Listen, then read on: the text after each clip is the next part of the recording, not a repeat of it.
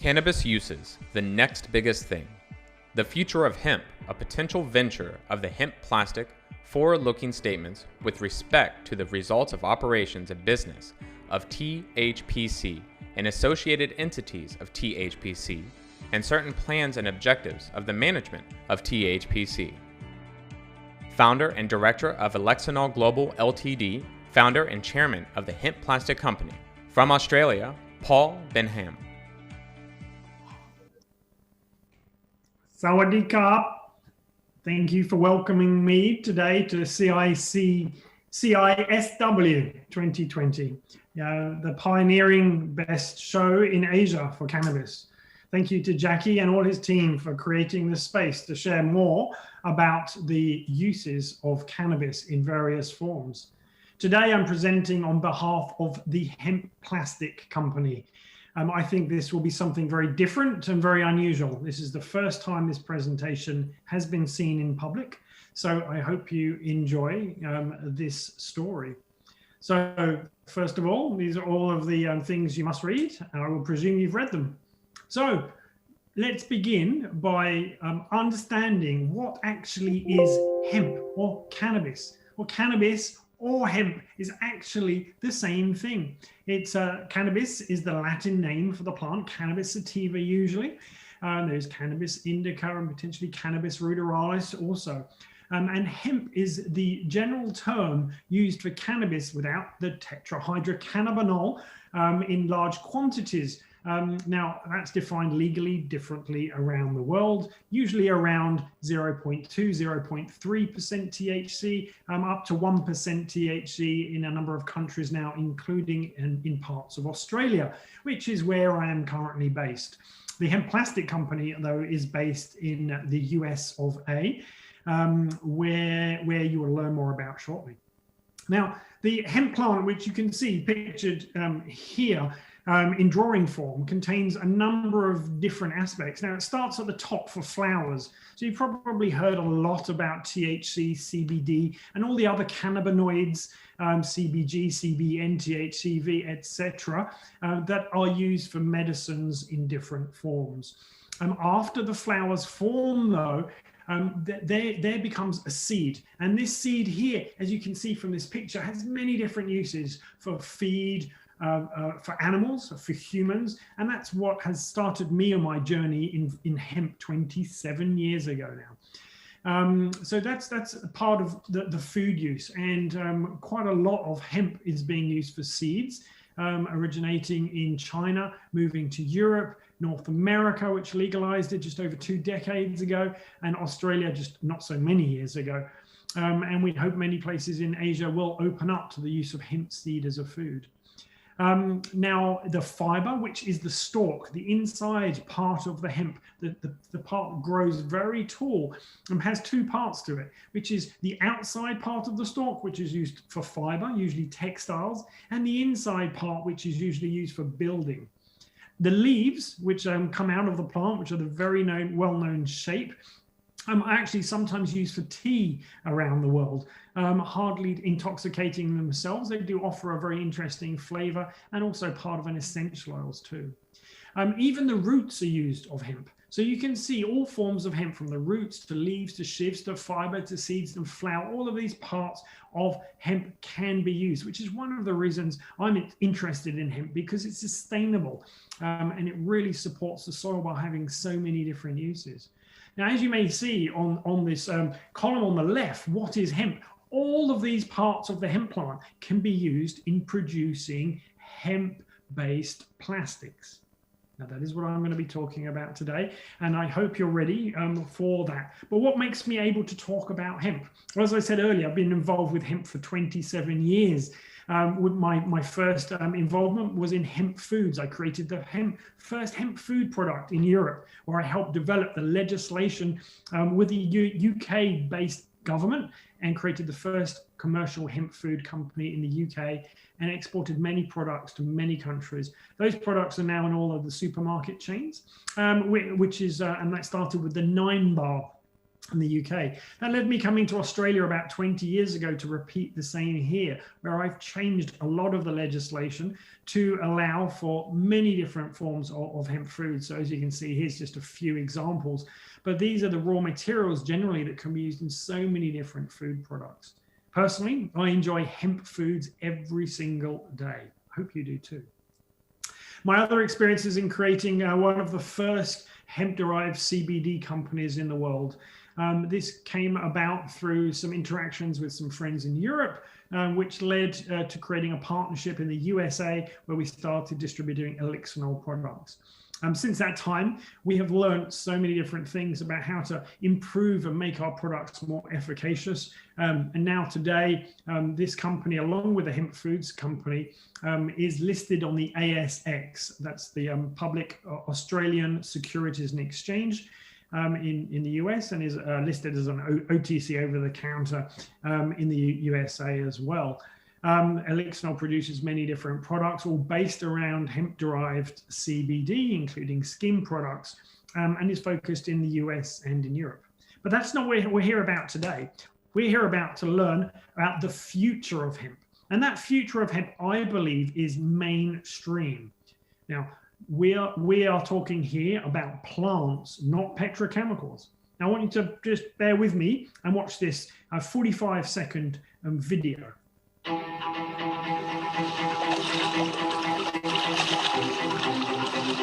8 million metric tons of plastic trash enters the sea from land every year. The equivalent of 5 plastic bags filled with trash for every foot of coastline in the world. Across our ocean, plastic trash flows into circulation, dispersed almost everywhere, but concentrating in huge swaths in the midst of global currents, breaking down into smaller and smaller pieces, ingested by species across the marine world, and sinking to the bottom of the sea. Anyone can make plastic anywhere in the world and sell it anywhere else in the world. There's no design paradigm, there's no barriers. In order to solve the plastic packaging problem, we're going to explain how to solve that plastic problem now. But that starts by recognizing there is a problem. Now, humans, that's all of us, we consume approximately 50,000 particles of plastic every year. Now, we don't use, what I'm saying is we consume. That is literally small particles of plastic every year in the food, in the air, and the water that we drink.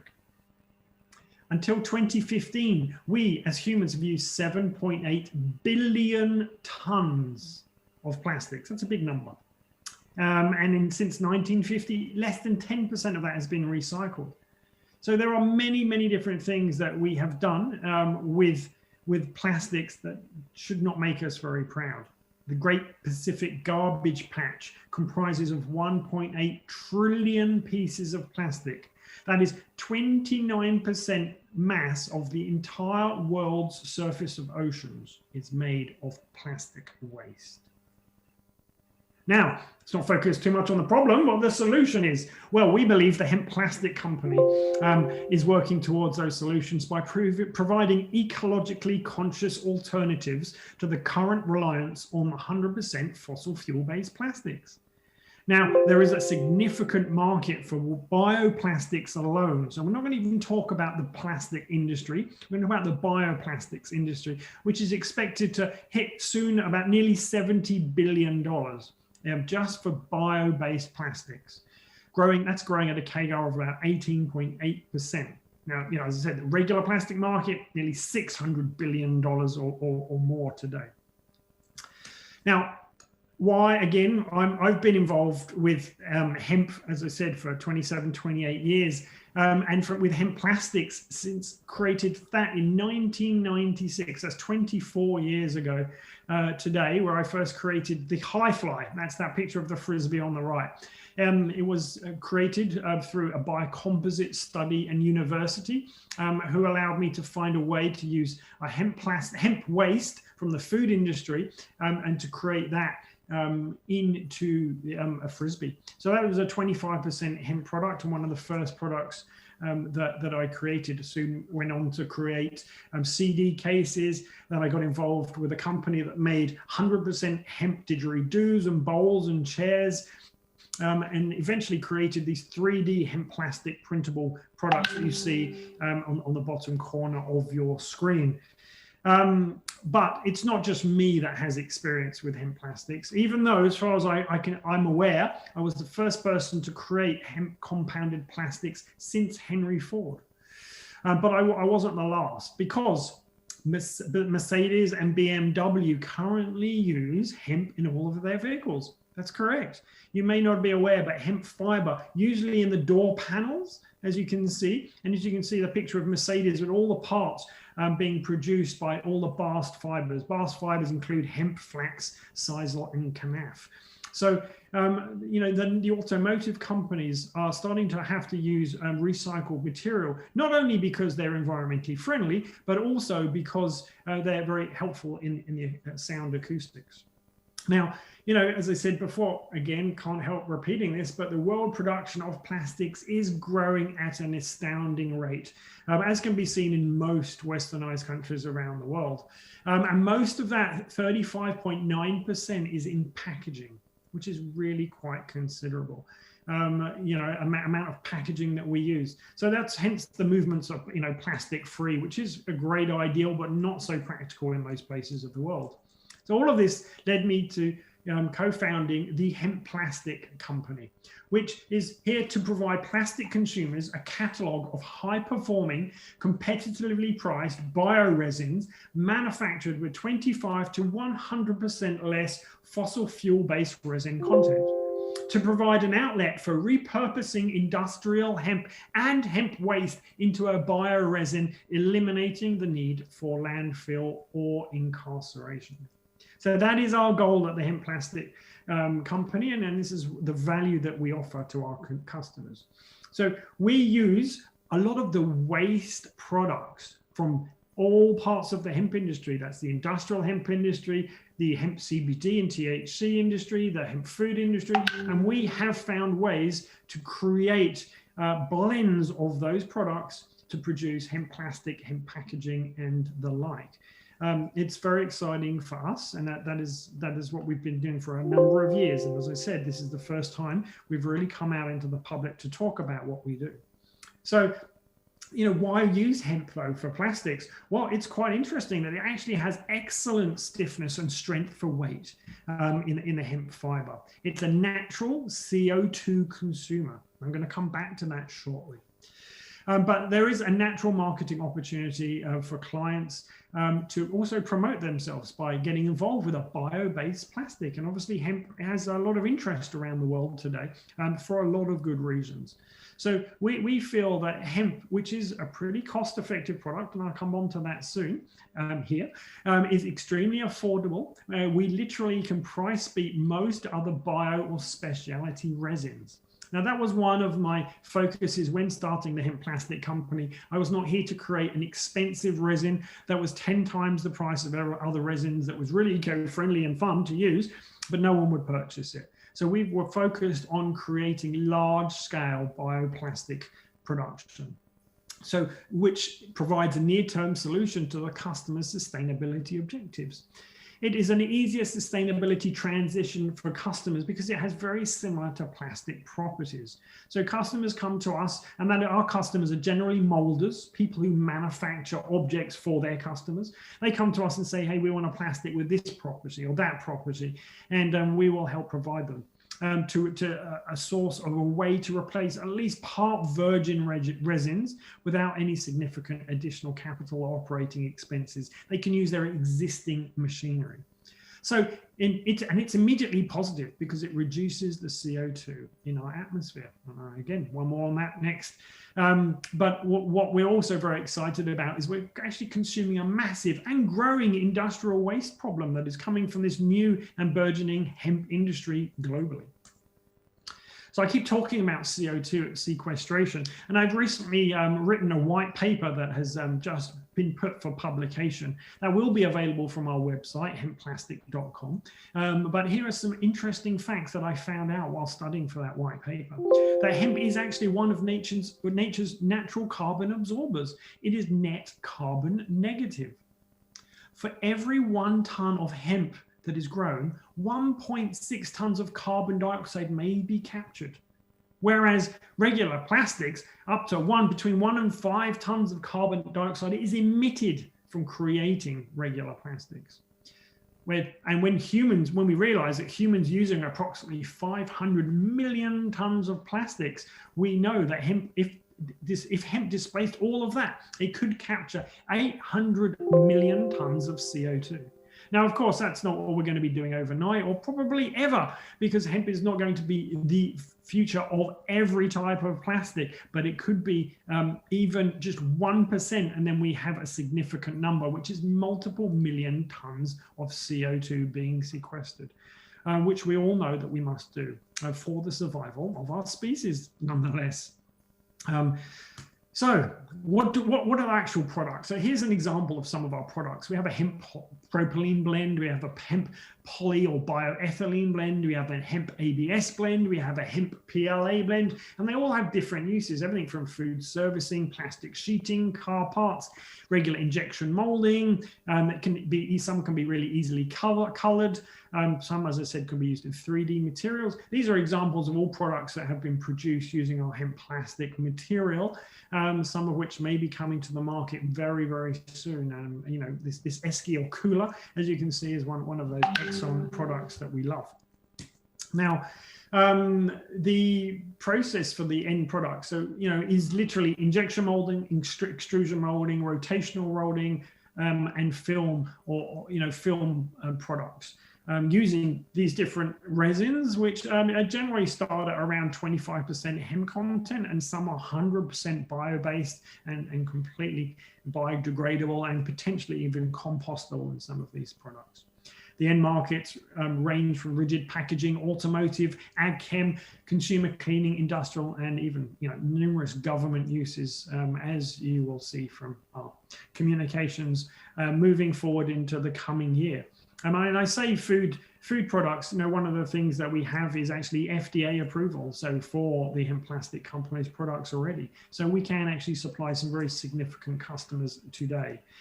Now, I probably went through a number of different terms that you may not be quite familiar with. Injection molding, 3D printing, compression molding, extrusion molding, thermoforming. You can look up all of these and learn, because they're all regular plastics techniques that are used globally. We actually have 30 million pounds today. Oh, there it is, being produced, which is a lot of products available. And also, and this is why we've been quiet for a while, we've actually been working on our patents and our intellectual property, where we now have 11 patents and 5 patents pending on all of the different blends and for their various uses. So we have already created products that are available on scale. We have world-class domain name, of course. We have a pipeline established of significant opportunity. We have multiple sales reps and always looking for more to represent the hemp plastic company. And we have multiple molders and distributors already co-marketing our products. So these will mean that in 2021, you will see a lot of products for the hemp plastic, from the hemp plastic company, maybe not under our brand, but at least out into the world. We look forward to sharing with you where we can. We have manufacturing capacity secured for, as I said, millions and tens of millions of pounds right now, and very capable of expanding that to hundreds of millions of pounds and above. That means train loads, just to put that into context, of hemp-based plastics. We have a continuing R&D process and obviously a volume hemp supply source after my nearly 3 decades of working in this industry. So have a look at some of these products that you may enjoy. These are, plates and, different containers. And here's the cooler box that I mentioned, super rigid, army proof, inside, outside are all made from our materials, and showing some different color options, showing the grain of the hemp that is being used. We've got cosmetic jars. We have different childproof containers and childproof tablet and capsule packaging. We have dishwasher-proof plates. We have different films for automotives. We have pens. We have shelving brackets. We have panels for building. We have data sheets on all of our products. You could have your product with your design, and you can literally order these kind of materials right now on our website and direct from us should you know what you want. You could have your marketing strategy promoting your products, whether they're hemp or not in hemp, or know somebody that should be considering the environment and the mess that we've all got ourselves in, and look for a more greener opportunity. So we think this is a sizable and shifting greenfield end market. We believe we have a first mover advantage here with a growing IP portfolio and a very strong foundation there too. We have a rapidly scalable business that will capture significant amounts of CO2 with an opportunity, not just the US, but worldwide markets and strong indications today of end market design. We have a great experienced management team with a proven track record in multiple industries. Obviously in the plastics industry, we have a great team, we have a great CEO. So I hope you get to meet some of us. Now, if we all do a little, we'll only achieve a little. So make your difference today. And I'll finish off with this very short video again.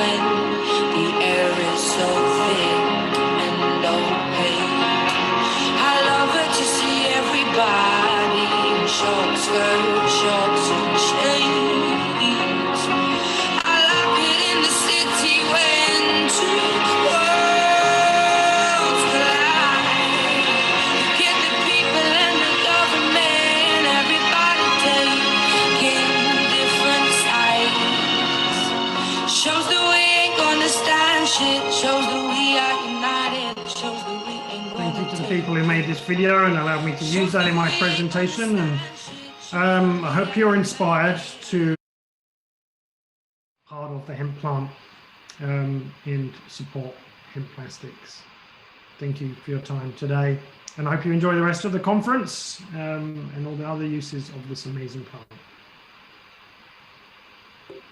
Thank you so much, Mr. Benhaim. We've got a couple minutes for some Q&A.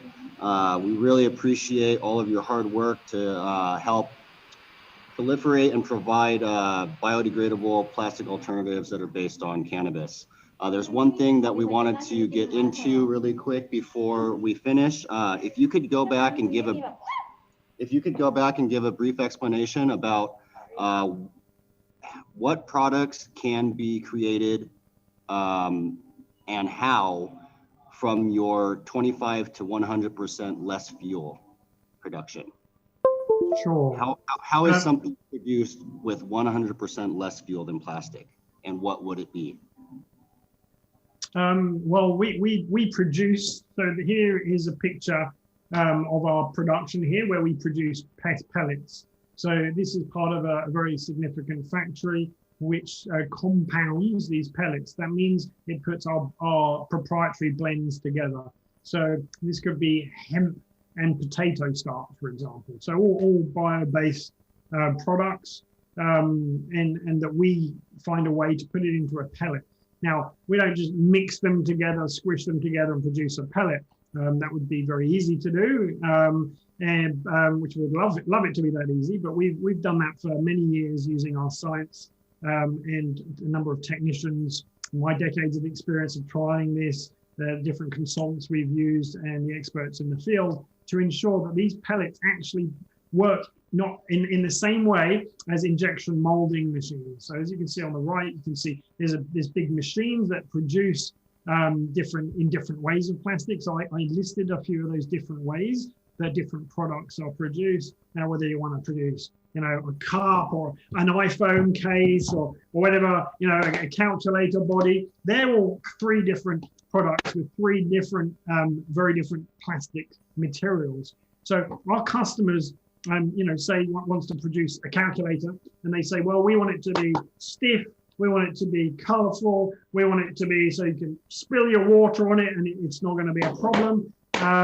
And they give us the different aspects or the technical specifications that they require. We then compound it in our facility, as you can see, and we produce pellets that they again go and trial. So, our sales process takes quite a long time, sometimes more than 12 months. And we've been working with a number of customers now for around that time, which is why we're confident to come out to the world, because we know that there will be a number of end uses that will come out into the public very shortly. So our part in that, started years ago in learning how to develop these particular pellets for different uses into different blends with different properties. We can add fire retardants, we can add UV resistance, we can make products bendy, they can make them, so obviously toxic free for children, we can make them to food standards. So depending on which particular properties will produce that pellet, we'll then supply it to the manufacturer, who will then go and test our pellets. And they will produce a small run, maybe 50 products, so 50 calculator cases. Then they'll put them in the calculators. Then they'll throw them around the room, or what other people do strange things with calculators to ensure that those technical properties work for that product. And when they're happy about that, they'll then go to their customer and say, hey, we've got this hemp calculator now for you. Are you ready to order? And that company will go, great, we'll now pass it to our marketing department. The marketing department will then produce a plan, which will start in 3 months, and then we'll launch a product 6 months later. So even after all of the technical things have been worked out, all the trials have been done, and then 6 months later, we know that we have an order coming, and we have all regular orders. But for us, it's producing this standard compounded product for that customer, and making sure it's exactly the same every time. So every calculator, I'm using that example today, will be exactly the same. So we can do that for so many different types of objects. Now, we can't do it for everything, just to be clear. We cannot make every single product that can be made from plastic, nor do we intend to. We're focusing at the beginning on some really, blue chip customers, some very large multinationals. We're working on some small niche products as well that just are really easy to do. And people who are really keen and enthusiastic about supporting the potential benefits that hemp will bring them and their customers. So when I say them and their customers, so it's not just the people who sell the calculators, but then the end consumer after that as well. So we're looking for people who are really looking to make a difference on this planet, realizing, as why I shared 2 videos in this presentation, that we are those people. We are those people who are making those mistakes. Now, I live in Australia. I had the pleasure of swimming with turtles a few weeks ago, and then I see this video, and it really makes me sad. But instead of, putting that sadness into just, crying about it, I put even more effort into making sure that this company will provide, and that cannabis the cannabis plant yet has another use in this world.